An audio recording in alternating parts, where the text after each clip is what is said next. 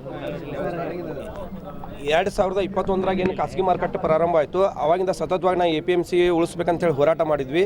ಆ ಹೋರಾಟ ಪರಿಣಾಮವಾಗಿ ಈಗ 9 ತಿಂಗಳ ಹಿಂದ್ಗಡೆ ಮಾನ್ಯ ಸರ್ಕಾರ ಲೈಸೆನ್ಸ್ ರದ್ದು ಮಾಡಿತ್ತು. ಆ ಲೈಸೆನ್ಸ್ ರದ್ದು ಮಾಡಿದ ಪ್ರಕಾರ ಅವ್ರು ಜಯಕ್ಕೆ ಖಾಸಗಿ ಮಾರುಕಟ್ಟೆಯವರು ಕೋರ್ಟಿಗೆ ಹೋಗಿದ್ರು.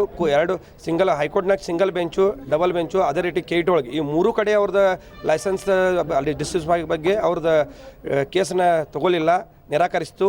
ಅದೇ ಈಗ ನಮಗೆ ಸಂಪೂರ್ಣವಾಗಿ ಜಗ ಆಗೈತಿ. ಅವಾಗೇನು ಖಾಸಗಿ ಮಾರುಕಟ್ಟೆಯವರಿಗೆ ಒಂದು ತಾತ್ಕಾಲಿಕವಾಗಿ 1 ತಿಂಗಳು 2 ತಿಂಗಳು ಸಲುವಾಗಿ ಅಂತ ಹೇಳಿ ತಾತ್ಕಾಲಿಕವಾಗಿ ರೈತರ ಸಂಡೆ ಮಾರುಕಟ್ಟೆ ಒಳಗೆ ವ್ಯವಸ್ಥೆ ಮಾಡಿಕೊಟ್ಟಿದ್ರು. ಅವ್ರು ಈಗ 9 ತಿಂಗಳಾದರೂ ಅಲ್ಲೇ ಮುಂದುವರಿತಿದ್ದಾರೆ. ಈ 9 ತಿಂಗಳು ಮುಂದುವರಿದ್ರಿಂದ ನಾವು ಏನು ಅಧಿಕೃತವಾಗಿ ನಾವೇನು ಮಳಿಗೆಗಳು ಪಡೆದೀವಿ APMC ಒಳಗೆ ಸುಮಾರು 25 ಲಕ್ಷದಿಂದ 1 ಕೋಟಿ ಒಳಗೆ ಅಂಗಡಿಗಳು ಪಡೆದಿದ್ದೀವಿ. ನಮ್ಗೆ ಎಲ್ಲರಿಗೂ ತೊಂದರೆ ಆಗುತ್ತದೆ. ರೈತರಿಗೆ ಭಾಳ ಸಮಸ್ಯೆ ಆಗುತ್ತೆ. ರೈತರೆಲ್ಲ ಏನಂತಾರಂದ್ರೆ ಇಲ್ಲೇ 2 ಮಾರ್ಕೆಟ್ ಆಗೋದ್ರೆ ನಮ್ಗೆ ಬೆಲೆ ಸಿಗ್ತಾ ಇಲ್ಲ, ಅದಕ್ಕೆ ನೀವು ಒಂದು ಕಡೆ ವ್ಯಾಪಾರ ವಹಿವಾಟು ಮಾಡಿರಿ ಅಂತ ಹೇಳ್ತಾರೆ. ನಮ್ಮ APMC ಒಳಗೆ ಸುಮಾರು 100-120 ಅಂಗಡಿ ಇನ್ನೂ ಖಾಲಿ ಅದಾವು. ಅದಕ್ಕಾಗಿ ಎಲ್ಲರೂ ಹೇಳಿ ಒಂದೇ ಕಡೆ ವ್ಯಾಪಾರ ವಹಿವಾಟು ಮಾಡುವಂಥ ವ್ಯವಸ್ಥೆ ಆಗಬೇಕು. ಈ ಸಂಡೇ ಮಾರ್ಕೆಟ್ ಕೂಡಲೇ ಶಿಫ್ಟ್ ಮಾಡಬೇಕಂತ ಹೇಳಿ ನಾನು ತಮ್ಮ ಮೂಲಕ ಎಲ್ಲ ಕಡೆ ಸರ್ಕಾರಕ್ಕೆ, ಜಿಲ್ಲಾಡಳಿತಕ್ಕೆ ಎಲ್ಲ ಕಡೆ ನಮ್ಮ ಕಡೆ ಮನವಿ ಮಾಡ್ಕೋತೀವಿ. ಸತೀಶ್ ಪಾಟೀಲ್.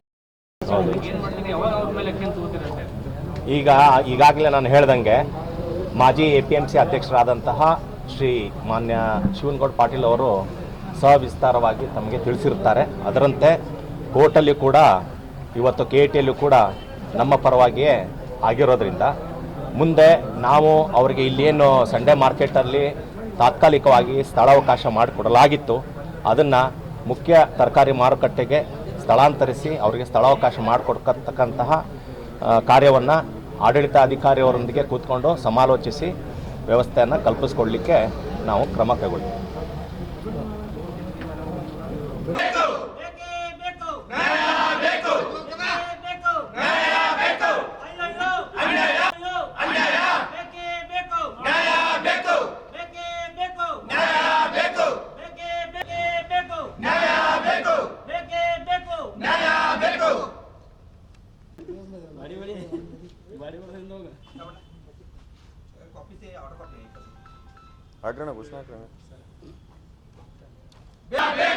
ಅಯ್ಯಯ್ಯೋ ಅನ್ಯಾಯ, ಅಯ್ಯಯ್ಯೋ ಅನ್ಯಾಯ.